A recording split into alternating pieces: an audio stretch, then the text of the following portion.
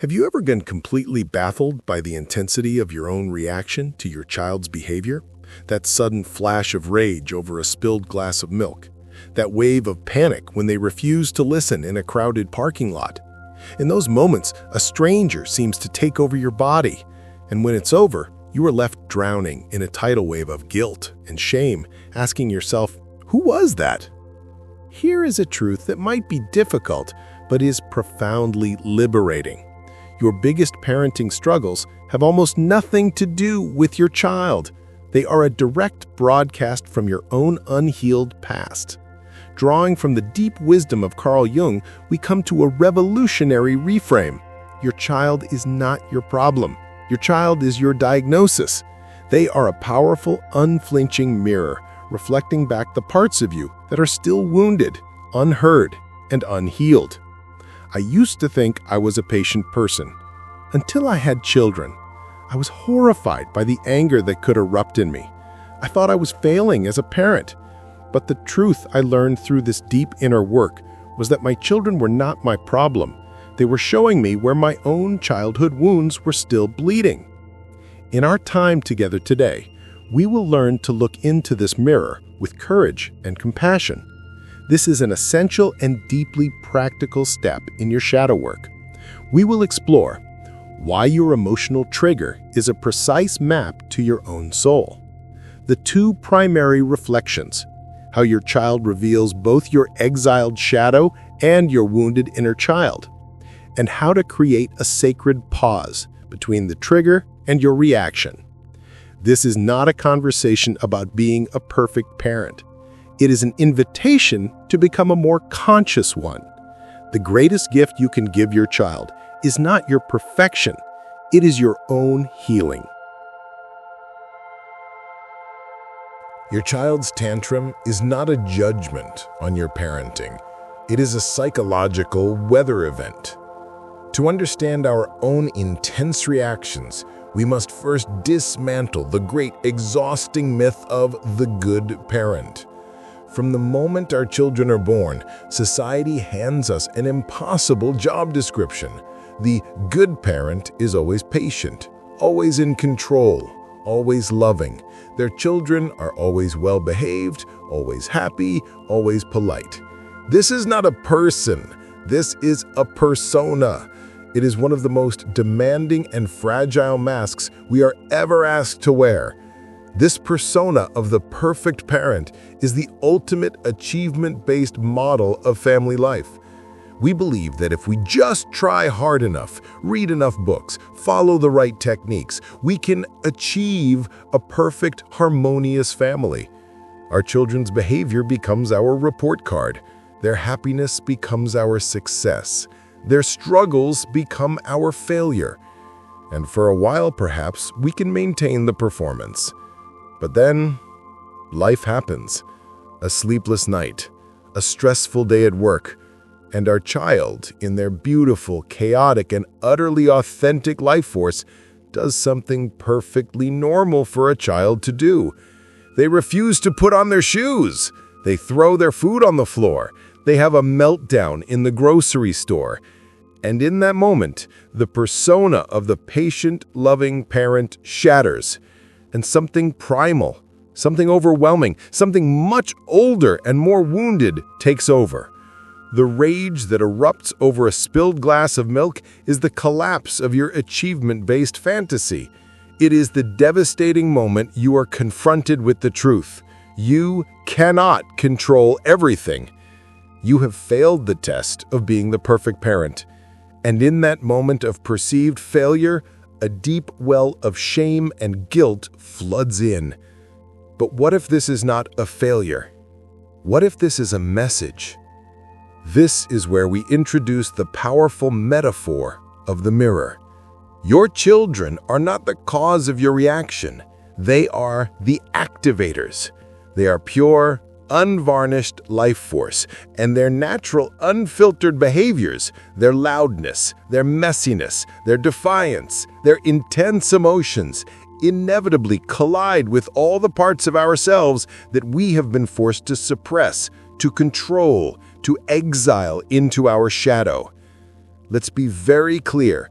The core principle is this: the intensity of your emotional trigger is directly proportional to the depth of your own unhealed wound. A spilled glass of milk is just a spilled glass of milk. It requires a paper towel, not a volcanic eruption of rage. If your reaction is a 10 out of 10 when the situation is a 2 out of 10, that is not about the milk. That is not about your child. That is history. That is a ghost from the past being awakened in the present.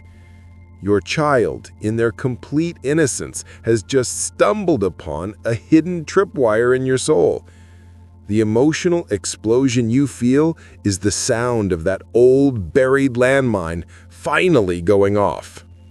I thought I was a calm person until I had a toddler. I remember a specific afternoon, exhausted and overwhelmed, my 2-year-old son refused to take a nap.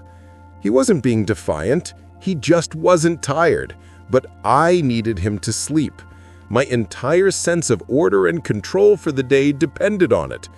As his playful resistance continued, I felt a rage building in my chest that was so intense it terrified me. It was the rage of a king whose authority was being questioned, a rage that was utterly out of proportion to this tiny, beautiful boy. After he finally fell asleep, I sat in the quiet, shaking, drowning in shame. What is wrong with me? I asked myself. Why did that feel so personal? It was only years later, through my own Jungian work, that I understood. As a child, my own home was often chaotic and unpredictable. My only survival strategy was to become hyper-controlled, hyper-responsible. My own playful, defiant inner child had been ruthlessly suppressed. My 2-year-old son, in his perfect, natural 2-year-old behavior, was holding up a mirror to the part of me that I had been forced to exile, the part of me that was never allowed to just be. My rage was not at him. It was the caged scream of my own inner child, jealous of his freedom. This is the power of the mirror. It moves us from the question, "What is wrong with my child?" to the far more profound and healing question, "What is my child showing me about me?" This question is not an act of self-blame. It is an act of radical self-compassion. It is the beginning of a sacred excavation. Your child is not your judge. They are your unintentional spiritual guide, holding a lantern and pointing directly to the places within you that are longing for light. So what exactly do we see when we have the courage to look into this mirror? What are the primary reflections it shows us? Your trigger is not a random explosion. It is a finely tuned diagnostic tool. When you are triggered by your child, the mirror they hold up is showing you one of two primary powerful reflections. Understanding which reflection you are seeing is the key to decoding the message. The first reflection is your exiled shadow. As we have learned, the shadow is the container for all the parts of ourselves we were taught were unacceptable. It is the home of our disowned anger, our messiness, our wildness, our laziness, our loudness. To become good children, we had to lock these parts of ourselves away. And then we have children of our own. And our children arrive in this world as whole, uncivilized, glorious beings. They are pure life force. They have not yet learned to suppress themselves. They are loud, they are messy, they are gloriously, unapologetically defiant. In other words, they are often a living, breathing embodiment of the very parts of ourselves we were forced to disown. Let's imagine a mother. We'll call her Jennifer. Jennifer grew up in a household where she was praised for being quiet, compliant, and helpful. Her own anger, her own defiance was shamed out of her at a very early age. She exiled her inner rebel into her shadow. Now she has a 4-year-old daughter who's a whirlwind of defiant energy, a child who says no with her whole body. and Jennifer finds herself filled with a rage that feels completely out of control. She thinks, why is she so difficult? Why won't she just listen? But the mirror is showing her a deeper story. Her rage is not really at her daughter. It is the rage of her own inner rebel who has been locked in a cage for 40 years, seeing her daughter live out the very freedom she was denied. It is a rage born of a deep, unconscious jealousy. She is not mad at her child's defiance. She is mad at the loss of her own. Her trigger is a cry from her own shadow, begging to be seen, to be acknowledged, to be integrated. The second and often deeper reflection is your wounded inner child. Our children, simply by being children, with their immense needs, their profound vulnerability, and their unfiltered emotions, inevitably activate the unhealed wounds of our own inner child. The past is never dead, it's not even past, and nowhere is this more true than in parenting. When your child is crying inconsolably and you feel an overwhelming, almost violent urge inside of you to say, "Stop crying, you're fine," where is that voice coming from? Very often, it is the echo of the voice that spoke to you when you were a child. You are not responding to your child in the present. You are reenacting a scene from your past. Your wounded inner child, who was never allowed to feel their own sadness, is being re-traumatized by your child's tears. And in a desperate act of self-protection, it tries to shut down the source of the trigger. It tries to shut down your child. Let's think of a father, David. David is a good man, a loving father, but he is terrified of his son's sadness. Anytime his son cries, David becomes awkward, distant, and quickly tries to distract him with a toy or a joke. He cannot tolerate his son's vulnerability. Why? Because as a little boy, David was taught that boys don't cry. His own tears were met with ridicule or punishment. He learned to build a fortress around his own soft, vulnerable heart. His own inner child carries the deep wound of emotional abandonment. Now, when his son cries, it's like a ghost knocking on the wall of that fortress. It is a terrifying reminder of the little boy he was forced to abandon inside himself. His inability to connect with his son's sadness is a direct reflection of his inability to connect with his own. The mirror his son is holding up is showing him the face of the little boy he left behind. Your trigger is a time machine. It transports you in an instant back to the scene of the original crime. The emotional reaction you are having in the present is almost always the same unprocessed emotion from the past. Pause here. Think of a recent time you were triggered as a parent.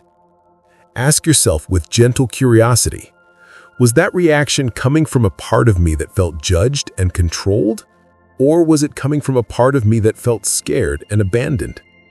There is no right or wrong answer. The question itself is the beginning of healing. Seeing these reflections is the second great reframe of parenting. It is the shift from a model of behavior management to a model of self-inquiry. It moves us from a place of judgment to a profound compassion, not just for our children, but for ourselves. You stop seeing a problem child. You start seeing a beautiful, innocent messenger who has been sent to guide you to the exact places in your own soul that are in most need of your love and attention. This is not an excuse for bad behavior, our own or our children's, but it is a diagnosis, and you cannot heal an illness until you have correctly diagnosed it. The illness is not your child's defiance. The illness is your own exiled freedom. The illness is not your child's tears. The illness is your own ungrieved sorrow. But to work with this diagnosis, to use this mirror for healing and not for further wounding, we need a tool. We need a practice we can use in the heat of the moment, a way to create a sacred space between the trigger and our reaction. Awareness is the first step, but it is not the last. Knowing why you are triggered is profoundly helpful, but in the heat of the moment, when your nervous system is hijacked and the ghost of the past is taking the wheel, Knowledge alone is not enough. What you need in that moment is not an analysis. You need a practice. You need a tool to create a single precious inch of space between the spark of the trigger and the explosion of your reaction. This tool is what I call the sacred pause. It is the ultimate act of conscious parenting, and it is the practice of bringing your power back into the present moment. It has 3 simple steps. They happen in a matter of seconds, but in those seconds, worlds can change. The first step is feel. The moment the trigger happens, your child screams, "I hate you," or spills the juice all over the new rug. Your automatic conditioned response is to focus entirely on them, to fix their behavior, to control the outer world. The sacred pause asks you to do the exact opposite. For one single second, you bring your awareness completely inward. You feel the raw physical sensation of the trigger in your own body, the heat rising in your chest, the clenching in your jaw, the knot in your stomach. You don't judge it, you simply acknowledge it. Ah, there it is, the fire. This single act of noticing pulls you out of the trance of reactivity. It reminds you that the primary event is happening inside of you. The second step is ask. In that same second, having felt the fire, you ask the great mirror question, but in a shortened emergency form. Whose voice is this? Or, how old do I feel right now? You don't need a deep analytical answer. You just need to create a flicker of separation. The simple act of asking the question engages your adult observing mind. It creates a circuit breaker in the old wiring. The answer might be a flash. This is my father's rage. Or a feeling. I feel like I'm 5 years old and helpless. The answer itself is less important than the act of asking. You are shifting from being the emotion to being the one who is aware of the emotion. And the third step is choose. Having created that precious inch of space, you now have a choice. The ghost from the past is no longer driving the car. Your wise adult self is back in the driver's seat. And from this place of awareness, you can choose a response that is aligned with your values, not your wounds. The choice might be to take a deep breath. The choice might be to say, "Mommy is feeling a very big feeling right now. I need to step away for a minute." The choice might be to kneel down to your child's level, look them in the eye, and respond with a firm but compassionate boundary. Whatever you choose, you are choosing it consciously. You are no longer a puppet of your past. You are the parent in the room. This practice is not about perfection. It is about intention. You will fail. You will forget to pause. You will get hijacked and you will yell. You will react from your wounds because you are human. And this is where the most important part of conscious parenting comes in, the sacred work of repair. When you have lost your cool, when you have acted from your wound and you know it, the most powerful, healing thing you can do is not to drown in shame. It is to go back to your child, look them in the eye, and offer a genuine, heartfelt apology. This is not, "I'm sorry, but you were being so difficult." That is not an apology. That is a blame. A real apology sounds like this. "I am so sorry I yelled at you. There was a big, angry feeling inside of my body, and I didn't handle it well. That was scary for you, and it was not your fault. I am working on learning how to handle my big feelings in a better way. I love you." This act of repair is one of the greatest gifts you can ever give your child. First, it teaches them that you're human, that you are not perfect. This frees them from the crushing burden of having to be perfect themselves. Second, it models profound emotional intelligence. You are teaching them how to take responsibility for their own emotional wake. And third, and most importantly, it heals the rupture in connection. It teaches them that conflict is survivable, that love is bigger than anger, that no matter what happens, you will always come back. Pause and take that in. The goal is not to be a perfect parent. The goal is to be a parent who is willing to repair. This entire journey of seeing the mirror, of pausing, of repairing, is the ultimate inheritance. It is the greatest gift you can pass down. Because when you heal your own wounds, you break the chain of intergenerational trauma. The pain that was unconsciously passed down to you stops with you. You become the end of that line of suffering. You metabolize your own pain so that you do not have to transmit it to your children. Your child no longer has to carry the burden of your unhealed past. They are free to be who they are, not who your wounds need them to be. They get to be seen. They get to be loved for their own messy, beautiful, authentic selves. That is the work. That is the gift. That is the love. Today, we have stepped into one of the most sacred and challenging classrooms on earth, the family home. We have learned to see our children not as problems to be managed, but as profound mirrors for our own souls.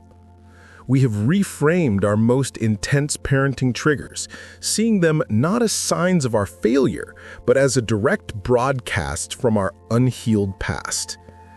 This is the courageous work of conscious parenting, a vital part of our shadow work journey. We have learned to decode the reflections in the mirror, recognizing the face of our own exiled shadow in our child's wildness, and the ghost of our own wounded inner child in their vulnerability. And most importantly, we have been given two of the most powerful tools for this journey.